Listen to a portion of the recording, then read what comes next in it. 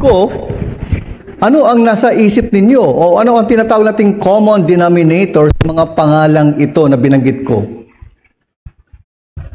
Iisa ang common denominator or pagkakakilanlan sa kanila. Sila ay mga bantog na negosyador. Negotiators. At ang kanilang kagalingan ay nangangailangan ng husay, mga strategiya, upang malusutan nila ang sari-saring complex problema o kaya na kanilang gagawin sa mga sitwasyon na kanilang haharapin upang makuha nila ang positibong resulta ng kanilang mga ginagawang negotiations. Ika nga. At marahil hinahangaan natin o marahil iniidolo natin ang iba sa kanila dahil tunay nga na magagaling ang mga lalaking ito sa iba't ibang larangan ng kanilang mga karunungan at kaalaman. At ganito ang isang tao na ating tutunghayan sa hapong ito at maging sa susunod na linggo na isang hukom sa panahon ng mga hukom sa at ang pangalang ito ay walang iba kundi si Jephthah. Siya ay ginamit niya ang kanyang kakayahan sa pakikipagnegosasyon para sa kabutihan. Ngunit ito ay naging daan din sa isang trahedya sa kanyang buhay. Marahil pamilyar tayo sa kwento at ito ay patungkol sa pag-alay niya ng kanyang anak sa pagsamba bilang pagtugon niya sa kanyang pangako sa Diyos. Kaya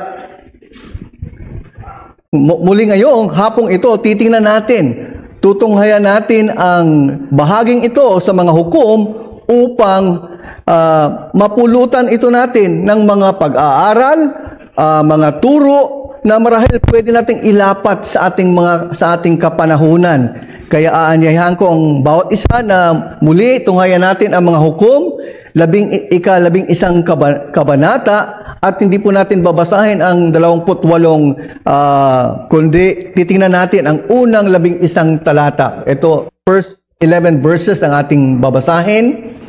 At bagamat nakalimutan kong ipabasa sa bawat isa, subalit marahil pwede niyong sundan ito sa ating patuloy na pag-aaral maging sa hapong ito. Mga hukom, 11, mag-uumpisa tayo sa unang talata hanggang sa 11. Ganito ang sinasabi ng salita ng Diyos. Si Jephthah na Gileadita ay isang malakas na mandirigma.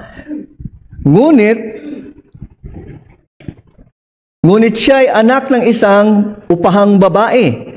Si Gilead ang ama ni Jephthah. Ang asawa ni Gilead ay nagkaanak sa kanya ng mga lalaki. Nang lumaki ang mga anak ng kanyang asawa, ay kanilang pinalayas si Jephthah at sinabi nila sa kanya, "Ikaw ay hindi magmamana sa sambahayan ng aming ama sapagkat ikaw ay anak ng ibang babae." Nang magkagayoy, tumakas si Jephthah sa kanyang mga kapatid at tumira sa lupain ng Tob. Doon ay nakasama ni Jephthah ang mga lalaking bandido at sumasalakay na kasama niya. Pagkaraan ng ilang panahon, ang mga anak ni Amon ay nakipagdigma sa Israel. Nang lumaban ang mga anak ni Amon sa Israel, ang mga matanda sa Gilead ay naparoon upang sunduin si Jephthah mula sa lupain ng Tob. At kanilang sinabi kay Jephthah, "Halika't ikaw ay maging pinuno namin upang kami ay makalaban sa mga anak ni Amon." Subalit sinabi ni Jephthah sa matatanda sa Gilead, "Di ba kayo'y napuot sa akin at pinalayas ninyo ako sa bahay ng aking ama? Kung gayo'y bakit kayo naparito sa akin? Ngayon kayo'y nasa paghihirap?" At sinabi ng matatanda sa Gilead kay Jephthah, "Kaya kami ay bumabalik sa iyo ngayon ay upang makasama ka namin at makipaglaban sa mga anak ni Amon at ikaw ang magiging pinuno naming lahat na taga-Gilead." Sinabi ni Jephthah sa mga matatanda sa Gilead, kung pauuwiin ninyo ako upang makipaglaban sa mga anak ni Amon at ibigay sila sa Panginoon, ng Panginoon sa harap ko, magiging pinuno ba ninyo ako? At sinabi kay Jephthah ng matatanda sa Gilead, ang Panginoon ang tanging saksi natin. Tiyak na aming gagawin ang ayon sa iyong salita. Kaya't si Jephthah ay umalis na kasama ng matatanda sa Gilead at ginawa nila siyang pinuno at sinabi ni Jephthah sa Mizpah ang lahat ng kanyang salita sa harap ng Panginoon.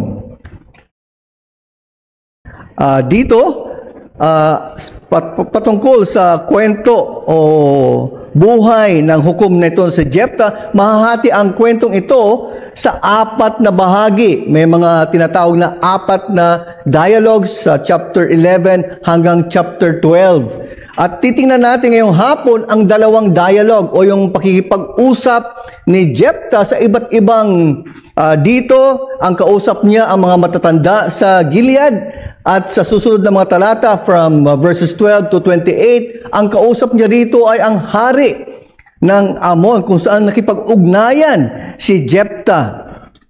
At alam natin na sa pag-uusig, ang pag-uusig ng Israel ay dahil sa kasamaan laban sa Diyos na paulit-ulit sinapit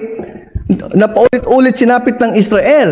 Sa nakaraan ay dumaing pa ito sa Diyos upang humiling ng tulong. Yun ang nangyari sa chapter 10 na tinignan natin, na tinuhayan natin. Ngayon, sa ating binasa, kapansin-pansin ang katahimikan ng Diyos sa Israel. Walang pagdaing dahil sa kalubusan ng pagtalikod. Ang Israel ngayon ay hindi na dumaing sa Diyos.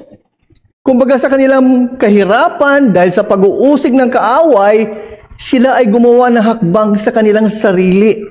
Sa halip na muling lumapit sa Diyos, ang kanyang naging tugon ng Israel ay gumawa ng sariling solusyon, sariling paraan at pagkilos.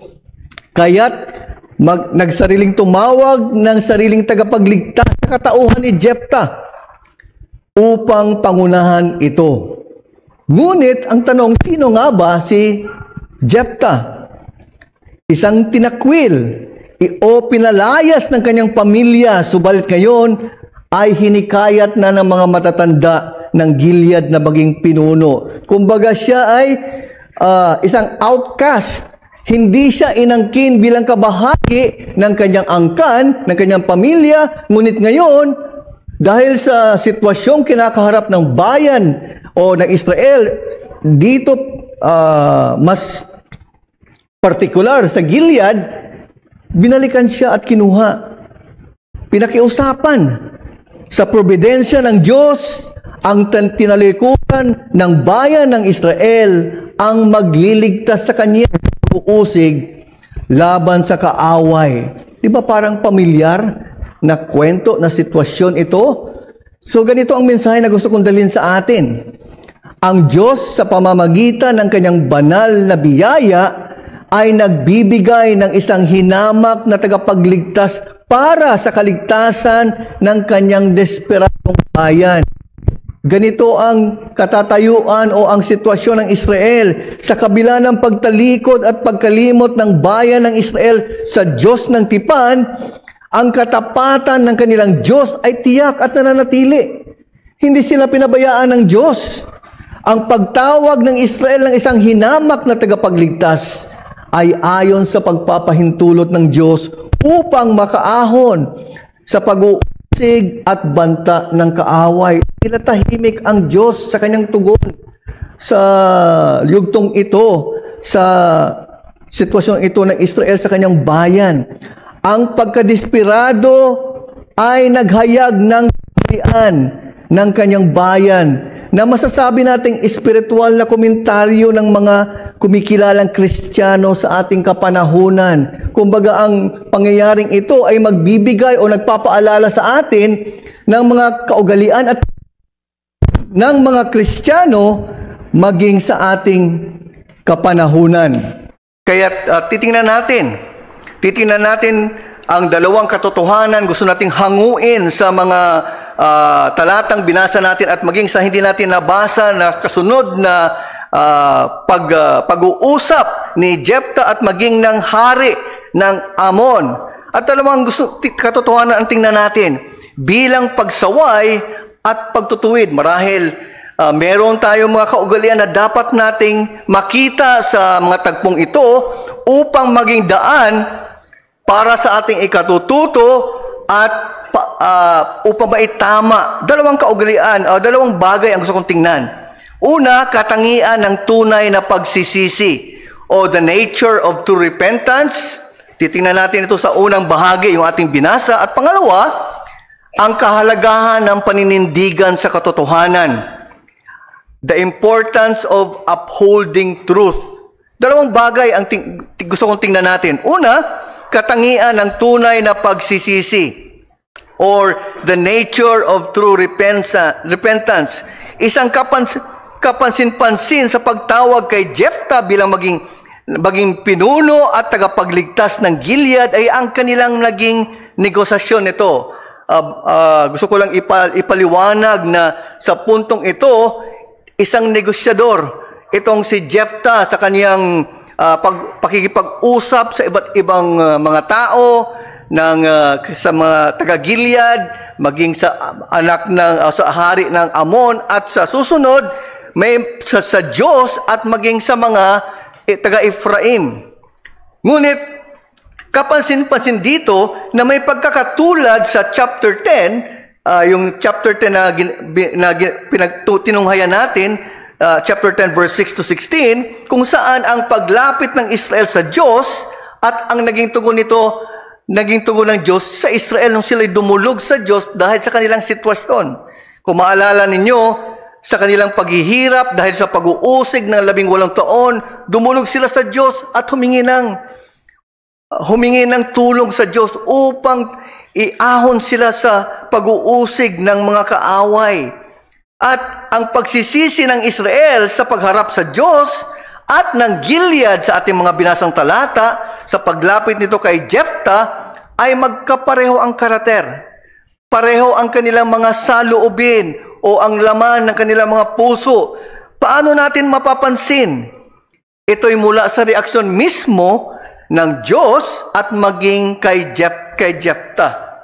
Parehong dumulog upang humingi ng tulong dahil sa malubhang katatayuan bilang solusyon lamang at hindi dahil sa pagbabago ng kanilang puso. Ibig sabihin, lumapit sila upang humingi ng tulong at wala tayong mapapansin o makikita na pagbabago ng damdamin o saloobin ng kanilang mga puso. Walang totoong laman, kundi isang desperadong solusyon para malusutan ang paghihirap at lubhang kalalagayan.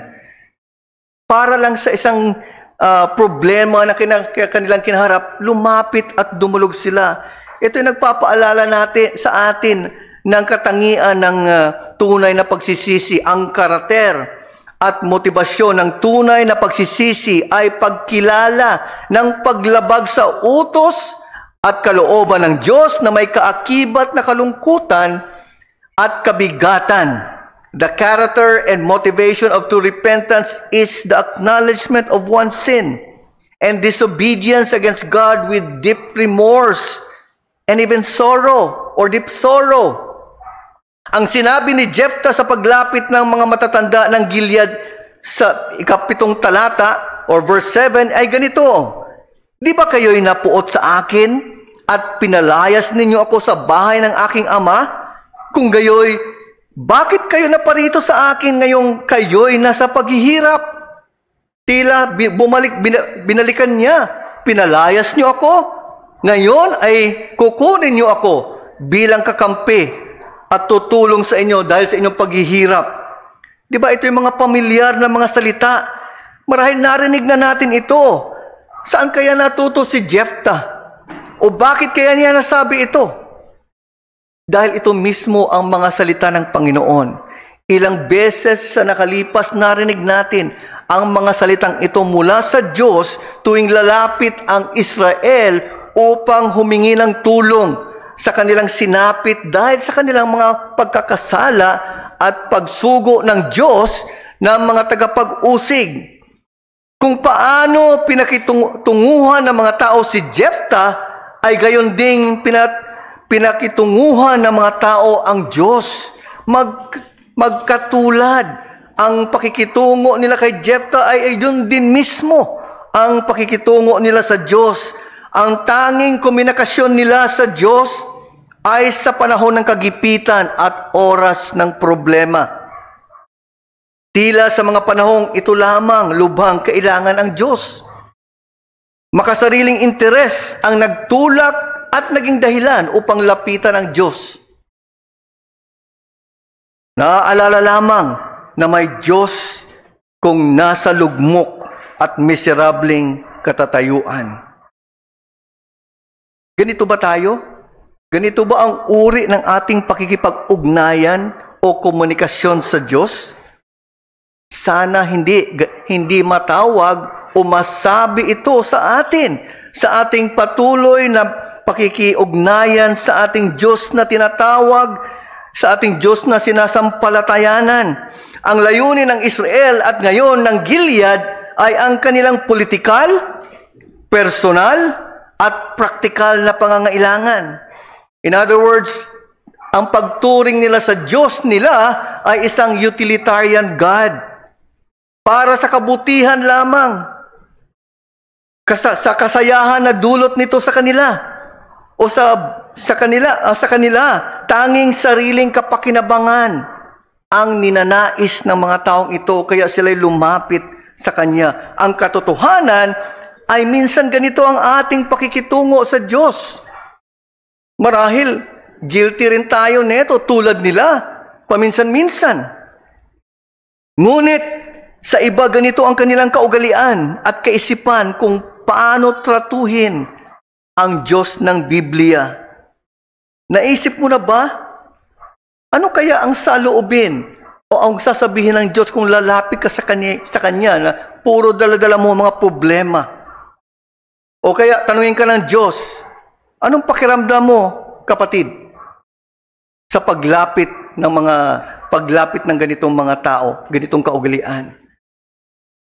Siguro mapapaisip ka. Ang totoo, kung tayo'y nilalapitan ng mga tao upang humingi ng tulong na hindi mo naman karaniwang nakakausap o nakakasalamuha at masahol pa, iniiwasan ka o di kaya kansilahin ka, marahil mapapaisip ka.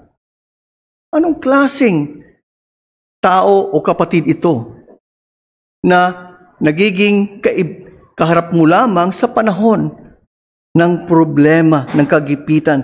Ngunit salamat sa Panginoon, hindi ganon ang pakikitungo ng Diyos sa Kanyang bayan. May mga maling kaisipan at paniniwala ang ibang mga tao. May mga kaisipang mali sa ating kapanahunan. Ang tingin ng iba, talaga namang tungkulin ng Diyos na tumulong sa akin. O iahon ako sa kahirapan. Di ba? Yan ay pangako niya. Kaya siya Diyos dahil siya dapat ang maging katuwang ko, katulong ko sa panahon ng paghihirap. May mga ganong kaisipan. Ginagawa nila ang Diyos bilang divine waiter o di kaya yung tinatawag nating isang vending machine. Sasaksak mo yung pera o ano yung hiling mo, lalabas yung solusyon o yung pangangailangan gusto mo. Ganyan ang pagtrato ng marami na tinatawag na Kristiyano. At nawa hindi ito masabi sa atin. Dahil hindi ganito ang Diyos ng Biblia at hindi ito ang nais ng Diyos para sa kanyang mga banal.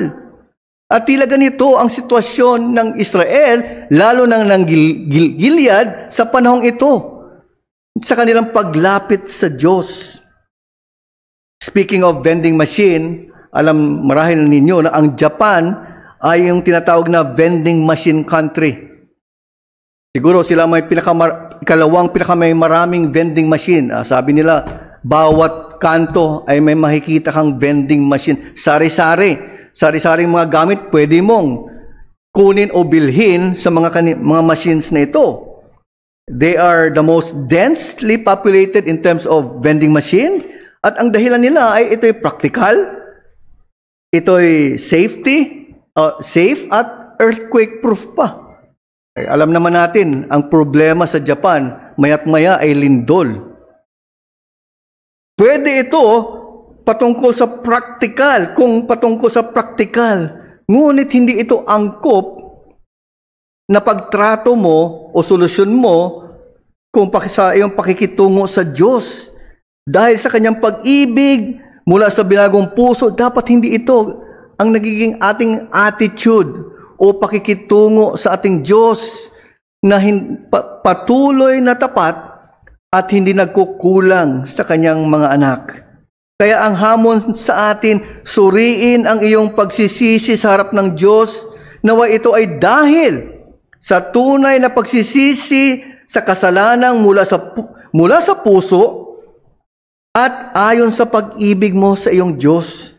Examine your repentance if it is from the heart, and may it be true and mirror your love for your Lord and Savior, the Lord Jesus Christ.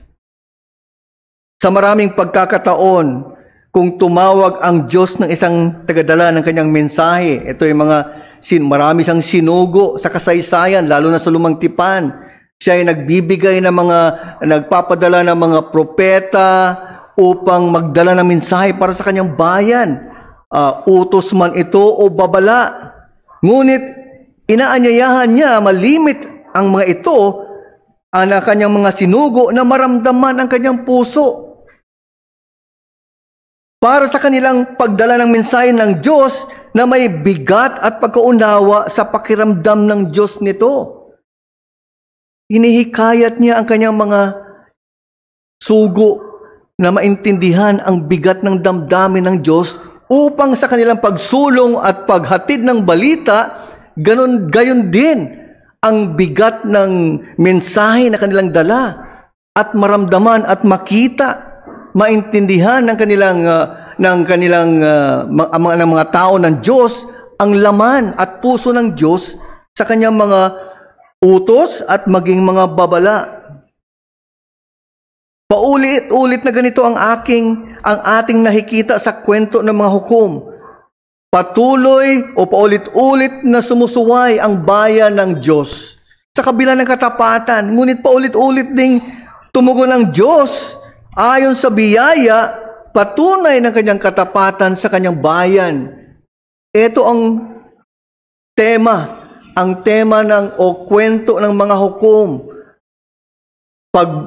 Pabulusok na katatayuan ng bayan dahil sa patuloy na pagtalikod. Gumaganda ang kanilang buhay, muli silang hahantong sa pagtalikod sa Diyos. At magdadala ang Diyos ng mga taga-usig at muling dadaing sa Diyos upang ahunin sila sa pag-uusig at kapahamakan na kanilang kinasadlakan. Ngunit hindi nagkulang ang Diyos. Si Jephthah ay dinala ng Diyos sa ganitong sitwasyon upang maramdaman niya ang pagtrato ng tao tulad ng pagtrato nito sa kanya. Di ba ganito ang sabi ni Juan? Juan 15, talatang 20, ang alipin ay hindi higit na dakila kaysa kanyang Panginoon. Hindi siya maaaring mag-isip na siya'y tatanggap ng mabuting pagtrato kaysa sa kanyang Panginoon.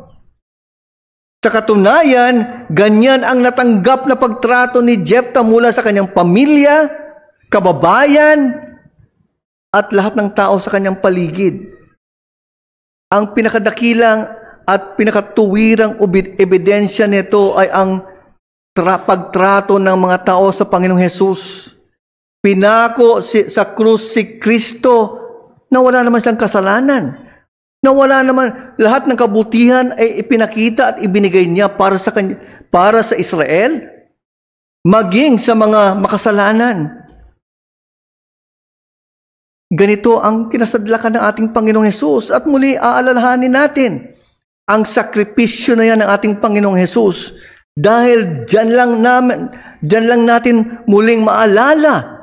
Ito ay isang mabisang paalala sa atin na kung hindi dahil sa sakripisyo ng Panginoong Hesus, ay wala tayo. Wala tayo sa ganitong katatayuan at hindi tayo makakaasa ng ng kapatawaran upang sa huling panahon magiging kapiling tayo sa kanyang kaharian dahil sa dakilang pag-ibig na ipinamalas niya sa mga makasalanang katulad natin. Kaya ito ay paanyaya, patuloy na paanyaya ang hatid natin sa mga hindi pa rin tumutugon sa paanyaya ng kaligtasan ng ating Panginoong Hesus. Ito ang patuloy na panawagan ng Iglesia hanggang sa muling pagdating ng Panginoong Hesus. Kaya't maging sa bawat isa sa atin, suriin ang iyong pagsisisi sa pagkakasala sa Kanya sa araw-araw dahil napakadali nating mangako, kundi napakadali pa rin naman nating sumuway sa Kanya. Kaya patuloy ang ating paghingi ng kapatawaran dahil tayo man, bagamat pinatawad, ay mayroong kapatawaran dahil sa ating patuloy na pagkakasala sa Diyos. At hindi nagbabago ang Diyos sa Kanyang pakikipag-ugnayan sa Kanyang bayan, maging sa ating kapanahunan. Ayon kay Charles Spurgeon, marami tayong marahil na mga quotes o mga sinabi niya na pwede nating mabanggit. May sinabi siya patungkol dito. Ang sabi niya, consider what you owe to immutability. Though you have changed 1,000 times, He has not changed once. Ilang beses tayo pabago-bago sa ating mga kaisipan at saloobin sa Diyos, sa ating mga pangako, sa ating mga iniisip na marahil maglingkod o sumunod sa Kanyang mga utos. Tayo ay lahat guilty. Subalit ang Diyos ay hindi nagbabago. The immutable God remains faithful to grant forgiveness to those who are undeserving. At ganyan tayo. Ganyan din ang katatayuan ng bayan ng Israel sa panahong ito. Ngunit pangalawa, gusto kong tingnan natin sa mga talatang hindi natin nabasa, ngunit pwede nyo sigurong sundan, ang kahalagahan ng paninindigan sa katotohanan, the importance of upholding truth. Sa talatang 12, nung kinuha na siya, nagkasundo na ang mga matatanda ng Gilead at si Jephthah, anong una niyang ginawa? Wala siyang sinayang na oras at sumabak na sa kanyang bagong tungkulin, ng kanyang bagong tungkulin bilang tagpinuno ng Gilead o ng bayan ng Israel. Nakipagnegosasyon siya sa hari ng Amon. Ang kagawian noon ay magpadala ng mga sugo para sa mensahe ng isang tagapanguna o pinuno. Ang pagsulong ng diplomasya ay bahagi ng hangarin na magkaroon ng mapayapang resolusyon ng sigalot laban sa kaaway na si Amon. Ang pagsulong ng seryosong pag-uusap upang magkaroon sila ng pagkakasundo. Ito ang ginawa. Marahil nabanggit riyan, kaya kinuha si Jephthah ay dahil siya matapang at malakas na mandirigma. Pero hindi yun ang unang ginawa niya. Hindi siya nakipagdigma kaagad. Kaya ang una niyang tanong sa kanyang pinadalang sugo, anong meron ka laban sa akin? Tinanong niya, ano bang kasalanan ko? Bakit ka nagbabanta sa akin at sa aking bayan? Ang sagot ng hari ng Amon ay isauli mo ang lupain sa amin. Yun ang hiling. Ngunit ang ayon kay Jephthah at pinaliwanag niya ito sa sumunod sa kanyang pagpadala ng kanyang pagsugo sa susunod na bahagi, hindi inagaw ng Israel ang lupain ng Moab o lupain ng mga anak ni Amon. Nagkakamali ka, kumbaga ang ibig sabihin ni Jephthah, hindi namin inagaw ang lupain ito. Hinahangad mo. Ito'y pagpapaliwanag at pagdepensa ng karapatan ng Israel dahil sa katotohanang taglay nila. Ang tanging solusyon upang mapigilan ang sigalot ay sumunod si Jephthah at Gilead na ibigay at ibalik ang lupain sa Amon.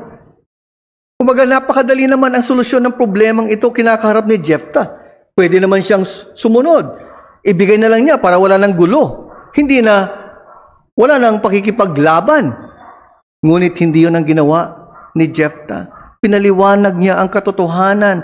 So ito ay nagpapaalala sa atin, ang paghahangad ng kapayapaan ay dapat isulong ng bayan ng Diyos, ngunit hindi sa kapinsalaan ng pagkompromiso sa katotohanan. Pursuing peace must be pursued by God's people and His church, but not at the expense of compromising truth. Alam natin na buo ang loob ni Jephthah na pangunahan ang Gilead at ang Israel sa pagtatanggol sa kanilang lupain, sa kanilang interes, sa kanilang lupain, nakahandang lumaban sa mga kalabang Amonita. Ngunit tulad ng aking nabanggit kanina, hindi ito ang una niyang ginawa. Ang malakas na mandirigma kung paano ipinakilala si Jephthah sa unang talata, or yung tinatawag na mighty warrior, may maayos na kaisipan para sa kapayapaan, hindi dahas, kundi maayos na kaisipan para sa kapayapaan ang dapat maging kaugalian ng isang mighty warrior.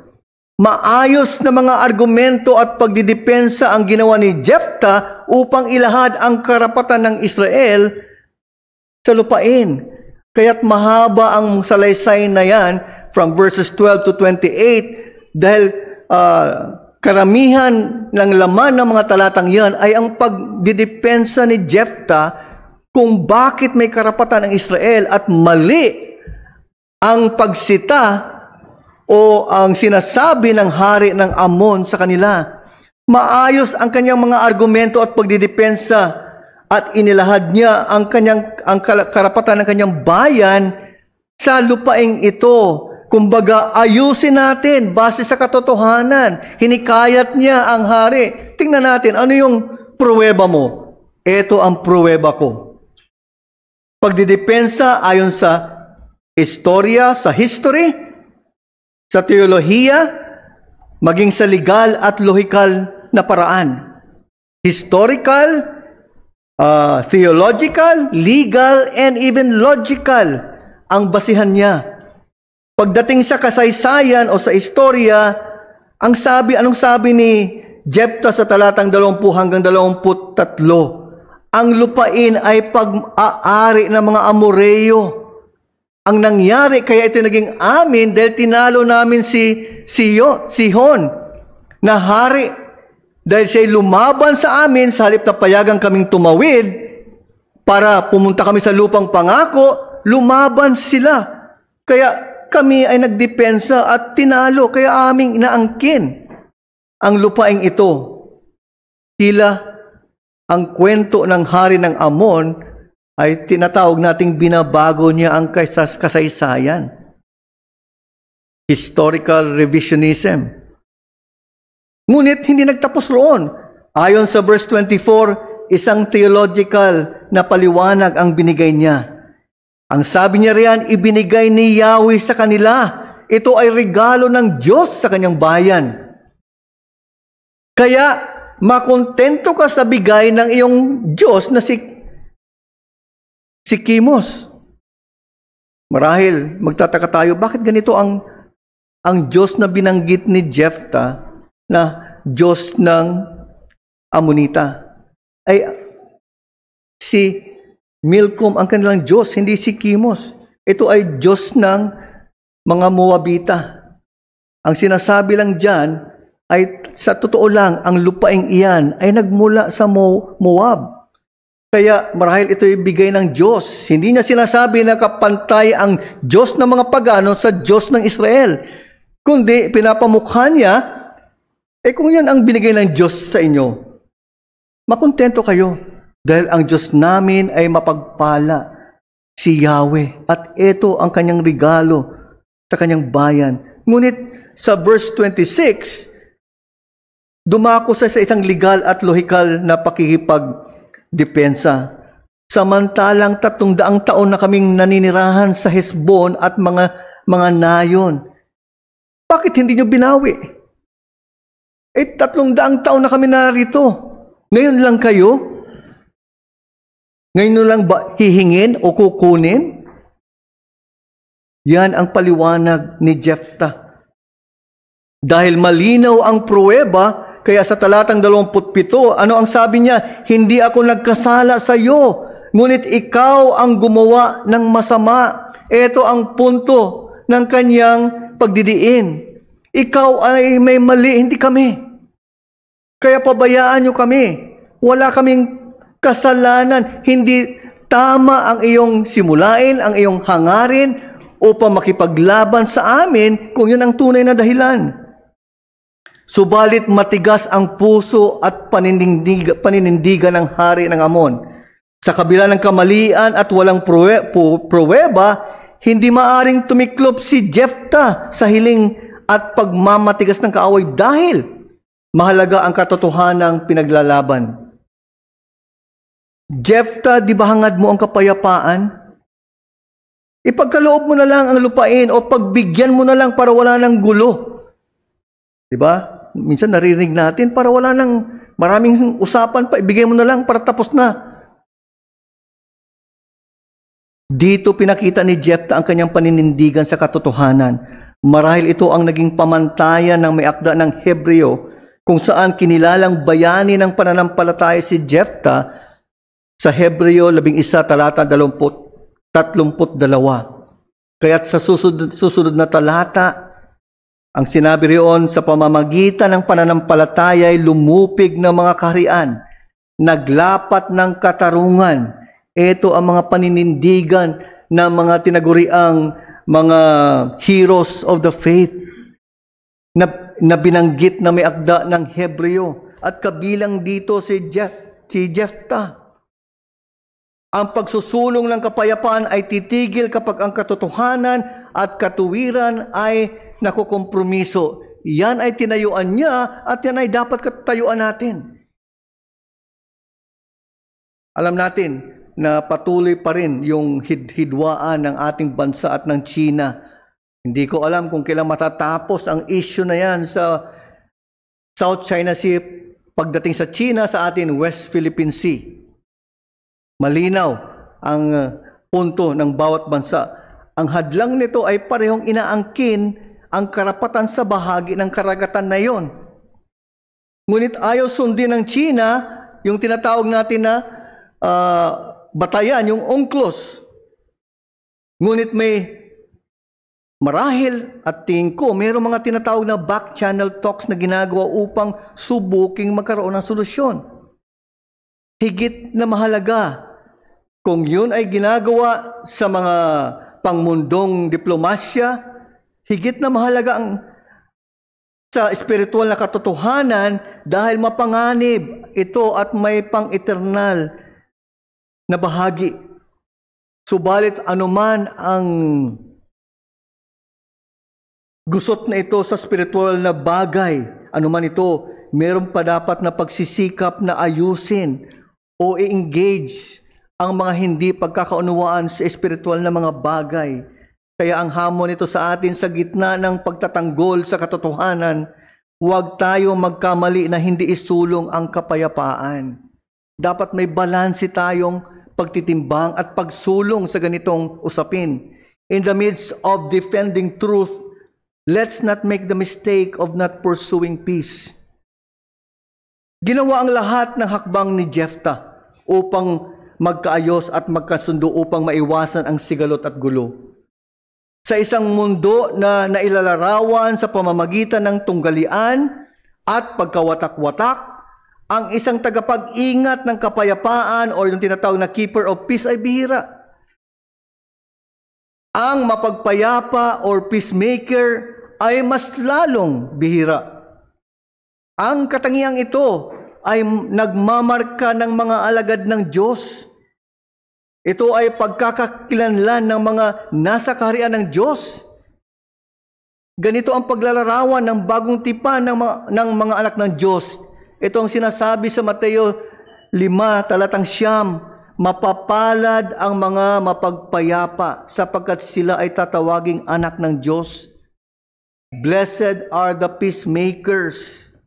Hindi lang ito patungkol sa isang namamagitan sa dalawang tao o grupo na may marahil alitan, kundi ito'y patungkol sa isang mas mahirap, ngunit mas mahalagang aspeto, ang sadyang paghahanap o pagsulong ng kapayapaan sa bawat relasyon na meron tayo. Buong pagsisikap na maging mapayapa at makipagkasundo. Hindi makontento na mayroon kang hindi ayos o sirang relasyon, marahil bunga ng isang kasalanan o maging hindi pagkakaunawaan. Huwag mong ugaliin na ituring normal ang ganitong kalalagayan o ganitong mga kaisipan dahil ito'y kasiraan sa patotoo ng Iglesia ng Diyos at maging ng iyong patotoo. Ang karaniwang dahilan sa pananatili ng ganitong sitwasyon ay ang pagmamataas at pagsulong sa sariling interes kaysa hangarin ang mas higit na interes. Higit na mas mataas na interes ang kaluwalhatian ng Diyos at pagpapatibay ng kanyang bayan, ng kanyang mga hinirang. Kaya't hamunin mo ang iyong sarili. Always be ready for reconciliation. Di ba yan ang nakasulat sa ating covenant? At muli, babanggitin natin, bibigkasin natin yan sa ating pag-alala, sa ating pinagtipanan, bilang mga alagad ng anak ng Diyos sa iglesyang lokal. Ito ay patuloy na hamon sa bawat isa sa atin. Ang pinakatuwirang larawan nito ay ang ginawa ng Diyos sa pamamagitan ng Panginoong Hesus. Di ba ayon sa Roma 5, talatang 10, sapagkat kung noong ngay tayo'y mga kaaway ay pinakipagkasundo tayo sa Diyos sa pamamagitan ng kamatayan ng kanyang Ama. Ang makasalanan sa banal na Diyos, bininayayaan tayo, isang kamanghamanghang biyaya ang pinagkalob sa atin. Tayo na dapat kinamumuhian ng Diyos ay pinagkasundo sa paanong paraan sa kanyang pagsugo ng kanyang kaisa-isang anak. At muli ito ay dahil sa kanyang pag-ibig sa mga makasalanan. Ito ang ebanghelyo ng Panginoong Hesus. Ito ang ebanghelyo na paraan upang ikaw na makasalanan ay magkaroon ng kaugnayan sa harap ng Diyos na matuwid at banal.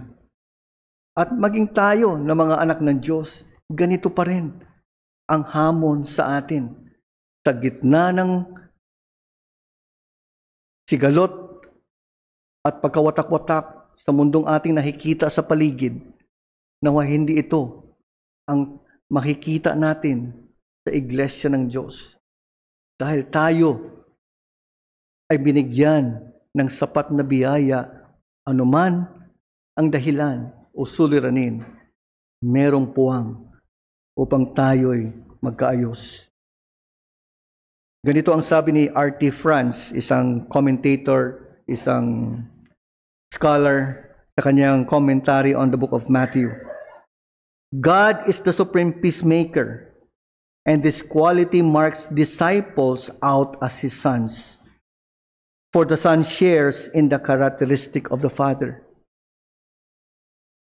Ganito, kung ganito ang ating pagkakilala sa ating Diyos, nawa ganito rin tayo makikilala ng bawat isa at higit sa lahat ng mundong ating inaabot sa pamamagitan ng Ebanghelyo ng ating Panginoon. Sa ating pagtugon, aawitin natin ang himnong Aking Mga Matay Buksan. Nawa ito ang ating panalangin. Mabuksan ang ating mga mata, katotohanay mamasdan. Aking mga taingay buksan, ng tinig mo'y mapakinggan. Ang bibig ko ay iyong buksan, maghayag ng kahabagan.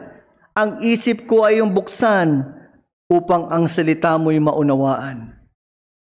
Nawa ito ang ating panalangin bilang mga kinatawan ng Diyos at bilang mga nagpapatotoo kung sino ang Diyos na nakipag-ugnayan sa ating mga makasalanan. Awitin po natin ang himno, Aking Mga Matay Buksan. Magwakas po tayo sa panalangin. Tunay nga, o aming dakilang Diyos, aming mabuting Ama, kailangan namin ang gabay ng Espiritu upang kami ay matuto, makapag-isip ng ayon sa inyong kalooban. Kami ay magkaroon ng tengang makinig sa inyong salita, mga bibig na makikipag-usap ng may buong katotohanan. Tunay nga, Panginoon, nawa ang katotohanan ng aming nakita at tinunghayan sa hapong ito ay maging hamon sa amin. Nawa kami ay maging mga anak nyo at iglesia nyo na tunay na may tamang diwa o tamang katangian patungkol sa pagsisisi. Ito'y dahil sa pag-ibig namin sa iyo. Ang mga puso namin ay bukas na tumalikod sa aming mga pagkakasala sa iyo at maging sa aming mga kapwa, upang kami ay sumunod ayon sa inyong utos at maging mabuting patotoo sa mundong puno ng sigalot at pagkawatak-watak. Salamat, Panginoon, dahil sa kabila ng hangaring ito, may paalala rin kayo na maging sa pagtayo namin sa katotohanan na taglay namin mula sa inyong salita.